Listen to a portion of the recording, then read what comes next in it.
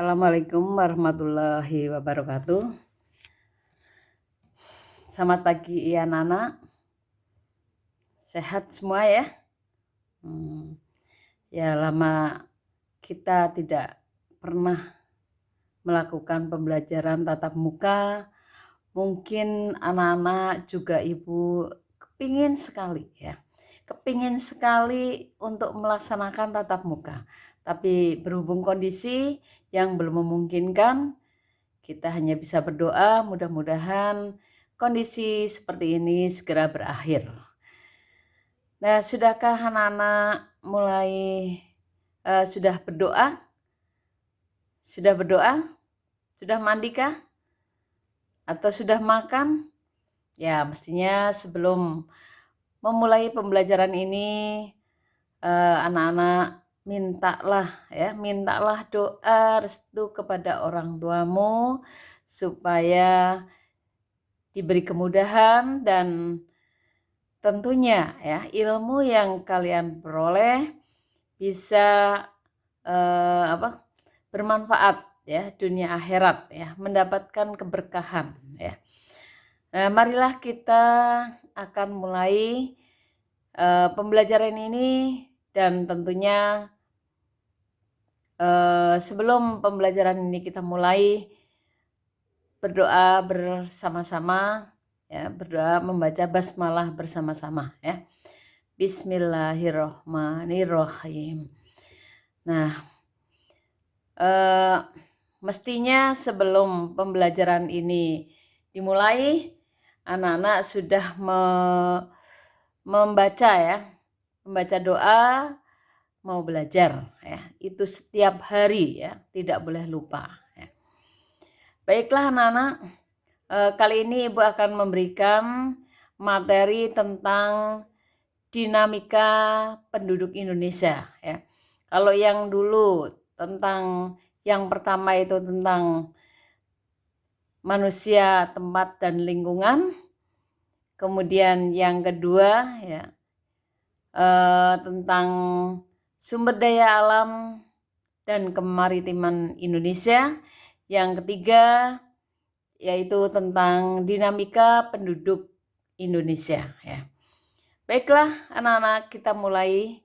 Silahkan kalian boleh buka LKS-nya, disiapkan. Kemudian alat-alat tulis sambil disimak ya.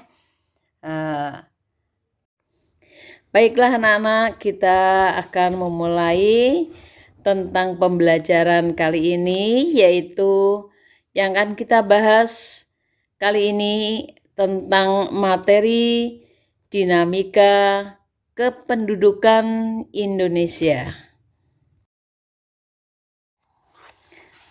Pengertian dinamika penduduk.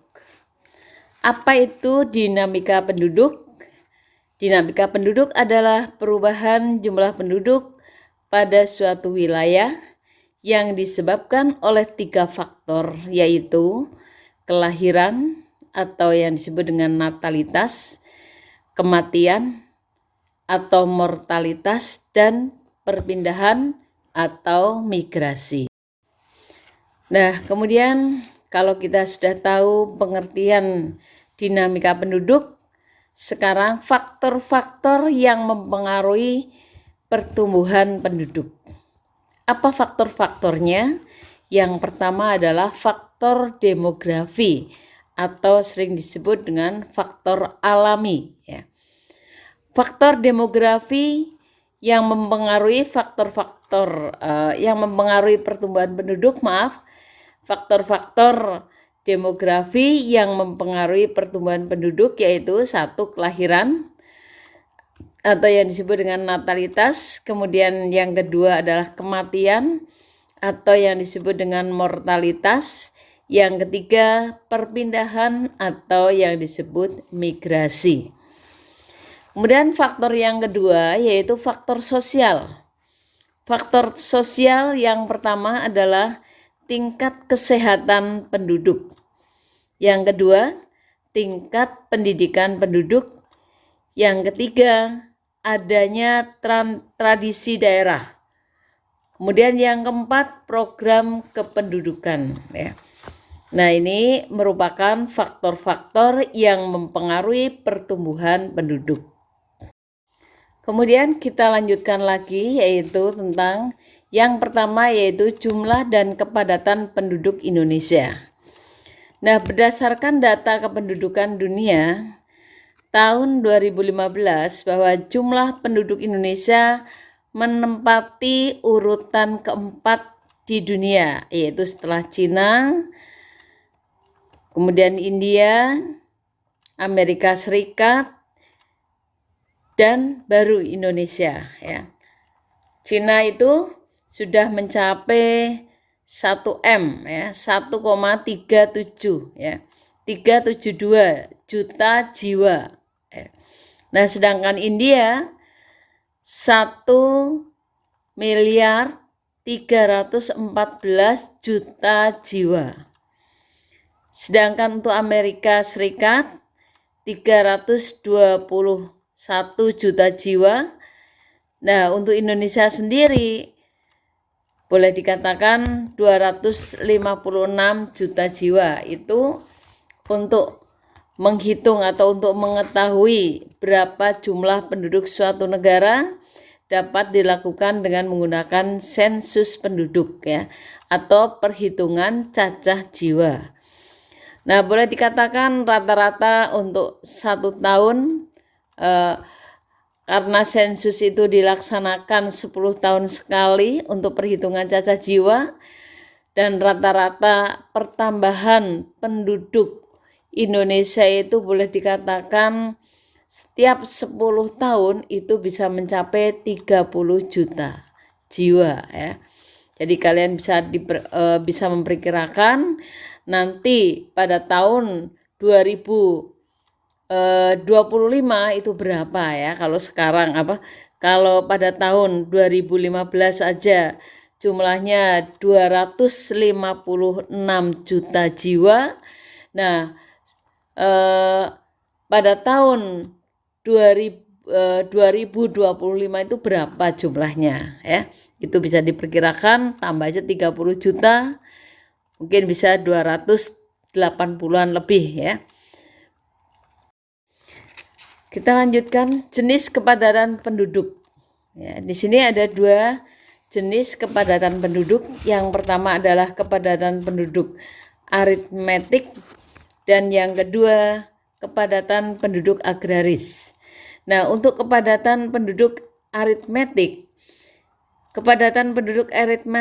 ya, adalah aritmetik adalah jumlah penduduk rata-rata yang menempati wilayah luas 1 km persegi. Jadi berapa jumlah penduduk? Kalau dalam 1 km persegi itu berapa jumlah penduduk yang ada di dalamnya? Nah, itu kepadatan penduduk aritmetik.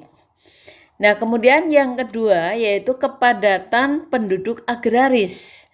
Kepadatan penduduk agraris adalah banyaknya penduduk dibagi luas lahan pertanian, ya. Luas lahan pertanian untuk setiap 1 km persegi, ya. Itu untuk kepadatan penduduk agraris, ya. Kemudian kita lanjutkan, yaitu tentang faktor-faktor yang mempengaruhi kepadatan penduduk. Yang pertama yaitu faktor lingkungan yang menguntungkan, seperti kesuburan tanah, iklim, ya. Kemudian faktor pertama, ya, tadi lingkungan yang menguntungkan, ya, seperti kesuburan tanah dan iklim. Contohnya di Jawa itu termasuk penduduknya padat dibandingkan dengan pulau-pulau yang lain. Kenapa kok Jawa penduduknya padat? Nah, kalau Jawa penduduknya padat itu dikarenakan yang pertama tanahnya subur, ya. Karena bagian, ya, Jawa itu banyak terdapat adanya gunung-gunung api yang masih aktif ya. Di mana pada saat erupsi itu akan mengeluarkan materialnya dari dalam bumi. Nah, material itu bisa berupa batu, bisa berupa pasir, bisa berupa kerikil. Nah, pasir-pasir itulah yang dapat menyuburkan tanah ya. Maka tanah di Jawa cenderung subur karena terdapat banyak gunung api. Kemudian iklim ya. Boleh dikatakan Indonesia itu ada pada iklim tropis ya. Iklimnya iklim tropis yang sepanjang tahun menerima panas, lamanya siang dan malam sama-sama 12 jam. Kemudian apalagi kelembaban udara tinggi ya. Nah, masih banyak lagi ya ciri-ciri iklim tropis ya.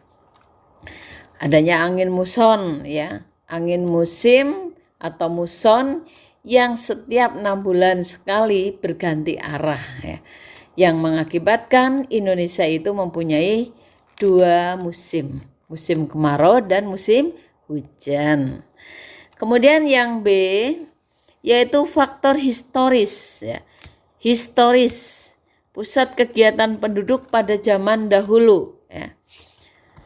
Ini kalau dulu itu boleh dikatakan banyak pedagang dari negara lain sambil menyebarkan agama ya, baik itu agama Buddha, agama Hindu, dan agama Islam ya. Itu banyak kerajaan-kerajaan besar di Jawa. Kemudian yang ketiga yaitu faktor sosiokultural, kebudayaan atau adat istiadat daerah ya. Nah, ini 3 faktor yang mempengaruhi kepadatan penduduk.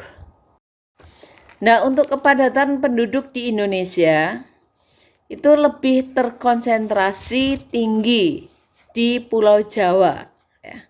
Jadi kepadatan penduduk di Indonesia lebih konsentrasi tinggi di Pulau Jawa. Penyebab kepadatan penduduk di Pulau Jawa yang pertama tingginya tingkat pertumbuhan penduduk ya. Itu untuk penyebab kepadatan penduduk di Pulau Jawa. Kemudian banyaknya migrasi nasional ya, dari pulau lain berpindah ke Pulau Jawa yang umumnya mencari kehidupan atau penghidupan yang lebih baik ya. Kemudian yang ketiga yaitu kesadaran untuk bertransmigrasi itu masih rendah. Jadi orang Jawa untuk berpindah ke pulau lain yang masih jarang penduduknya itu kesadarannya masih rendah ya. Kemudian yang keempat, tinjauan historis. Dahulu ya di Pulau Jawa banyak kerajaan-kerajaan besar. Itu yang menjadi penyebab kepadatan penduduk di Pulau Jawa. Persebaran yang kedua yaitu persebaran penduduk. Persebaran atau distribusi penduduk adalah bentuk penyebaran penduduk di suatu wilayah atau negara. Apakah penduduk tersebut tersebar merata atau tidak? Jadi persebaran penduduk dapat dikenali dari kepadatan penduduk. Kepadatan penduduk merupakan indikator adanya perbedaan sumber daya yang dimiliki suatu wilayah. Wilayah yang memiliki sumber daya yang lebih baik, baik sumber daya fisik maupun manusianya, akan cenderung dipadati penduduk ya. Itu untuk persebaran penduduk ya. Nah, sementara persebaran penduduk Indonesia itu belum merata ya. Belum merata dan yang paling padat adalah Pulau Jawa. Nah, sedangkan di Papua itu masih jarang ya. Boleh dikatakan kepadatan penduduk di Pulau Jawa 1 kilometer persegi itu bisa mencapai 900 lebih. Nah, sedangkan di Papua masih sangat jarang. 1 kilometer persegi itu hanya 4 boleh katakan 4 orang ya. Nah, ini yang membedakan sumber daya alam yang dimiliki tiap-tiap daerah itu berbeda ya. Di mana sumber daya alam atau wilayah yang memiliki sumber daya alam yang lebih baik, lebih baik secara fisik ya, sumber daya fisik maupun manusianya akan cenderung dipadati oleh penduduk. Kemudian yang kedua yaitu persebaran penduduk. Beberapa daerah di Indonesia penduduknya itu masih sangat sedikit atau masih cenderung kekurangan jumlah penduduk ya. Contoh di Papua ya, kepadatan penduduk rata-rata hanya 4 jiwa per kilometer persegi. Nah, sementara Pulau Jawa kepadatan penduduknya mencapai 945 jiwa per kilometer persegi. Penyebab Pulau Jawa penduduknya padat, yang pertama tadi tanahnya subur karena banyak terdapat gunung api. Yang kedua, sebagian besar wilayahnya mudah terjangkau ya. Kemudian yang ketiga, sebagai pusat perkembangan politik Hindu, Buddha, Islam dan masa penjajahan.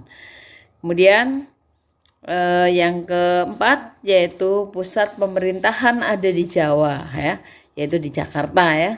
Pusat pemerintahan ada di Jawa. Kemudian yang kelima, sarana dan prasarana di Pulau Jawa lebih lengkap ya. Nah, itulah yang menyebabkan mengapa di Pulau Jawa itu penduduknya padat ya. Kemudian yang ketiga yaitu komposisi penduduk ya.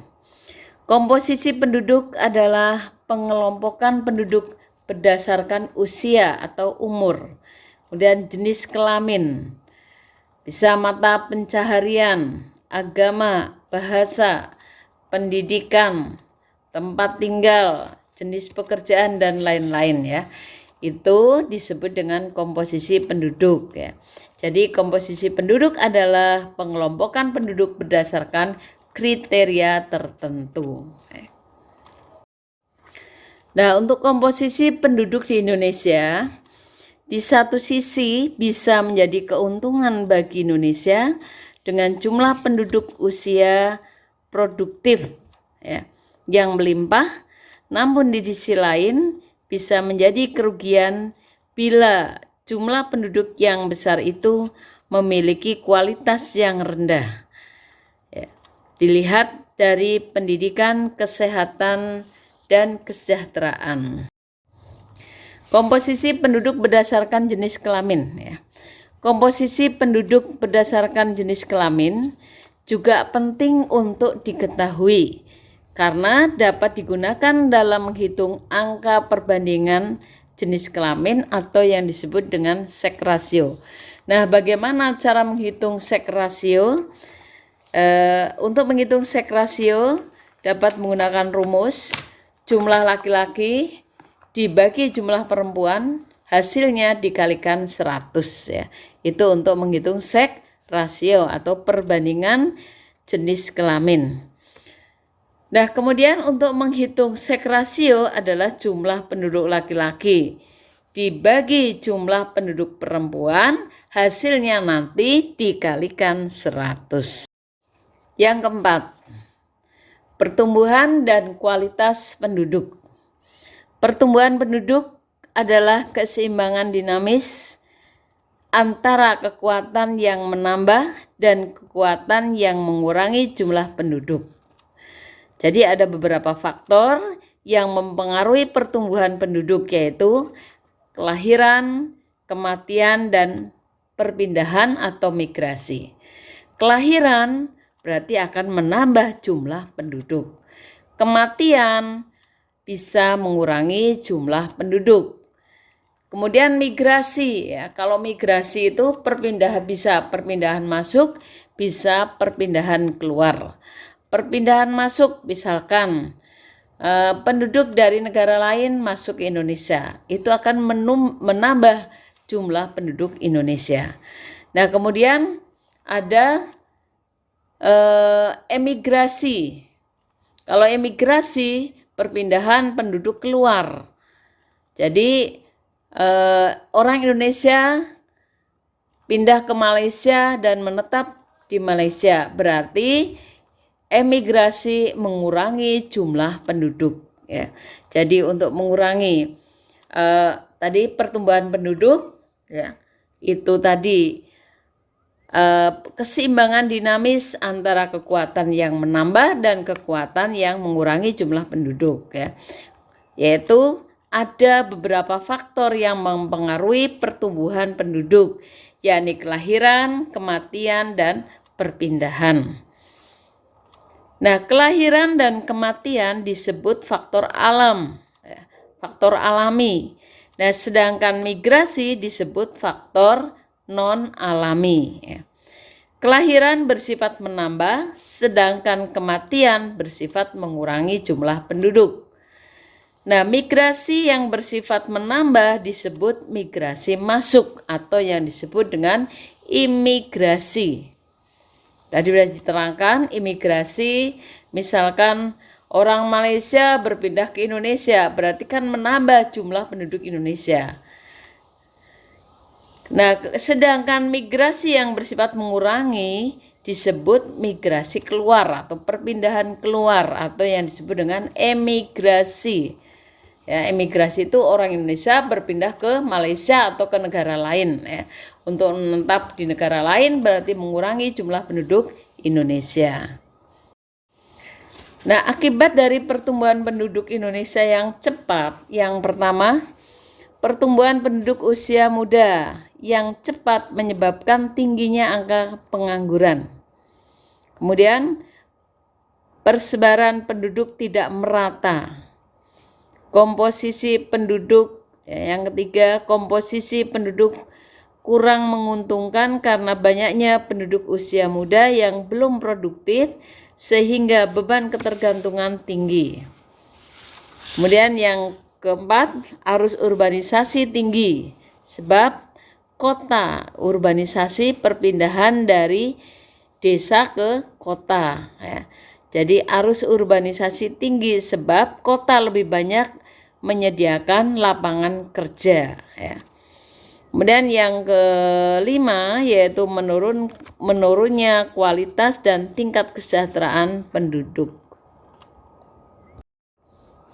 Di Indonesia, masalah kualitas penduduk yang terjadi dipengaruhi oleh masih rendahnya tingkat pendidikan. Kalian tahu bahwa di Indonesia itu banyak sekali yang lulusan SD, yang lulusan SMP atau MTS, ya. Jadi pendidikan itu masih sangat rendah, ya. Rendahnya tingkat pendidikan, ya. Kemudian yang kedua, rendahnya tingkat kesejahteraan yang kemudian berpengaruh pada pendapatan per kapita masyarakat tersebut, ya. Kalau pendapatan per orang itu rendah, otomatis untuk meningkatkan pendidikan juga tidak mampu, ya, untuk menyekolahkan anaknya, misalkan SMA putus karena apa? Tidak ada biaya, ya. Nah, ini ya dipengaruhi pendapatan per kapita. Pendapatan per kapita adalah pendapatan tiap-tiap penduduk, ya. Untuk menghitung pendapatan per kapita bisa dihitung dengan rumus pendapatan nasional dibagi dengan jumlah penduduk itu untuk mengetahui pendapatan per kapita masyarakat atau pendapatan tiap-tiap penduduk, ya. Nah, rendahnya pendapatan per kapita dapat menyebabkan orang tua tidak mampu menyekolahkan anaknya, sehingga banyak anak yang putus sekolah atau berhenti sekolah sebelum tamat. Yang kelima, sekarang kita lanjutkan. Yang kelima yaitu keragaman etnik dan budaya. Masyarakat Indonesia itu merupakan masyarakat yang memiliki suku bangsa dan budaya yang beragam. Suku bangsa sering disebut dengan etnik. Nah, menurut Kuncoro Ningrat, suku bangsa berarti sekelompok manusia yang mempunyai kesatuan budaya dan terikat oleh kesadaran budaya tersebut sehingga menjadi identitas. Itu pengertian suku bangsa menurut Kuncoro Ningrat.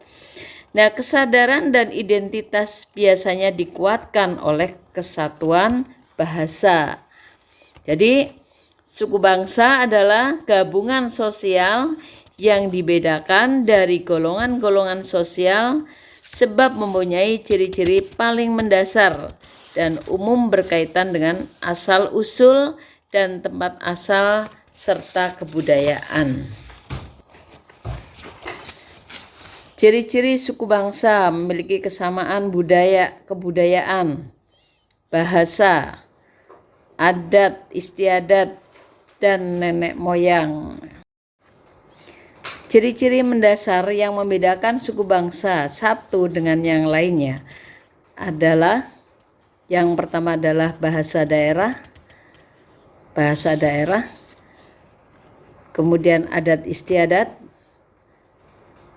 yang B, kemudian yang C, sistem kekerabatan, yang D, kesenian daerah, dan yang E, tempat asal. Itu merupakan ciri-ciri mendasar yang membedakan suku bangsa yang satu dengan yang lainnya. Keragaman budaya dapat diketahui melalui bentuk-bentuk pakaian adat, lagu daerah, tarian daerah, rumah adat, upacara adat, dan lain sebagainya. Kemudian rumah adat. Rumah adat di Indonesia sangat beraneka ragam dengan ciri khas dan keunikan masing-masing. Hal tersebut merupakan kekayaan negeri ini yang tak ternilai. Bisa kalian buka buku LKS yaitu halaman 55 ya. Itu rumah adat dan nama daerahnya ya. Nangro Aceh Darussalam, Krong Bade ya. Kemudian ada Yogyakarta, Rumah Joglo, Sumatera Barat, Rumah Gadang, Bali, Gapura Candi Bentar, ya. Kemudian Papua, Honai, ada Sulawesi Utara, Istana Buton, ya. Kalimantan Timur, Lamin, Kalimantan Selatan, Banjar atau Bentang, kemudian Nusa Tenggara Timur, Musolaki, kemudian ada Kalimantan Tengah, Bentang, dan lain sebagainya. Bisa kalian baca di buku LKS halaman 55 sampai halaman 57 ya, 57. Nah, itu bisa kalian lihat gambar-gambarnya juga sudah ada bahkan sampai halaman 58 ya untuk rumah adat yang ada di Indonesia. Kemudian yang B yaitu pakaian adat. Nah, pakaian adat kalian bisa lihat di LKS halaman 59 sampai halaman 60 ya. Bisa kalian lihat untuk pakaian adat ya. Jadi pakaian adat biasanya digunakan pada waktu-waktu tertentu ya. Misalnya yaitu seperti upacara perkawinan, kemudian kematian, kegiatan ritual, atau pada saat menerima tamu kehormatan. Nah, untuk beberapa contoh-contoh pakaian adat ya, itu bisa kalian lihat di buku LKS atau modulnya halaman 59 sampai 60 ya. Kalian bisa baca silahkan ya. Kemudian Ibu lanjutkan untuk yang C, yaitu tarian adat ya. Tarian daerah. Tari merupakan salah satu aspek seni ya untuk mengungkapkan perasaan melalui gerak. Nah, tarian setiap daerah memiliki ciri khasnya tersendiri. Biasanya memiliki makna dan simbol tertentu yang terkandung di dalamnya ya. Contohnya yaitu tari Seudati ya, dari Aceh, kemudian ada tari Legong ya, dari Bali, dan tari-tari yang lain itu bisa kalian lihat di LKS juga, halaman 63 ya, bisa kalian baca sendiri. Untuk jenis tari banyak sekali, ada tari saman ya. Tari saman juga tentunya kalian udah tahu asalnya dari Nangro Aceh Darussalam ya, dan bisa kalian baca sendiri ya. Saya kira hanya itu aja yang bisa Ibu sampaikan ya. Mudah-mudahan ilmu yang kalian dapatkan mendapatkan keberkahan dunia akhirat ya, dan memberikan manfaat. Apabila ada kata-kata yang kurang berkenan, Ibu mohon maaf. Marilah kita bersama-sama membaca hamdalah. Alhamdulillahirabbil alamin. Wassalamualaikum warahmatullahi wabarakatuh.